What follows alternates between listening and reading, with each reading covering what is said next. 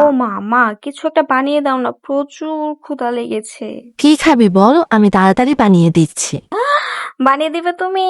আচ্ছা, তাহলে ওই দিন না নুডলস এনেছি, তাহলে চলো নুডলসটাই বানিয়ে দাও। নুডলস খাবি? হ্যাঁ মা, অনেকদিন হয়ে গেছে নুডলস খাই না, তো নুডলসটাই বানিয়ে দাও। আচ্ছা চল বানাই।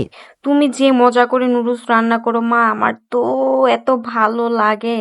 হয়েছে, থাক আর পান দিতে হবে না। আসলেই মা, অনেক মজা হয়। চল তাহলে বানানো শুরু করি। প্রথমে একটা কোনো কিছু পাত্রের মধ্যে তোমাদের দিয়ে দিতে হবে পানি।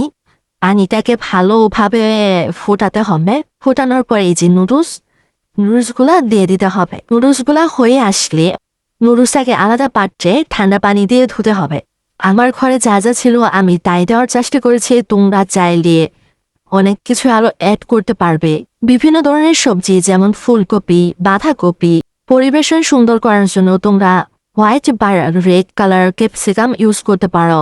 তাহলে নুডলসটা খেতেও ভালো লাগবে, দেখতেও একটা সৌন্দর্য আসবে।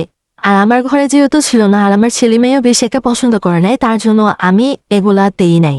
আমি একটার পর একটা সবজি কি কি মশলা দিয়েছি সেটা আমি ভিডিওতে সুন্দরভাবে দেখিয়েছি, যাতে করে তোমাদের বুঝতে সমস্যা না হয়। ও মা, এখনো রান্না হয় নাই তোমার? আরে হয়ে গেছে রে বাবা, একটু সময় লাগে না? তোদের কি ধরছো না এগুলো? আরে পেটের মধ্যে আমার চুহা দৌড়াইতেছে। আমার এত ক্ষুধা লেগেছে, কি বলবো তোমাকে, তোমার এখনো রান্না হয় নাই। এই নে খেয়ে বল এবার কেমন হয়েছে। ও মা, রান্না হয়ে গিয়েছে, কালারটা দেখো কত সুন্দর আসছে, আর খেতেও তো হেব্বি লাগছে।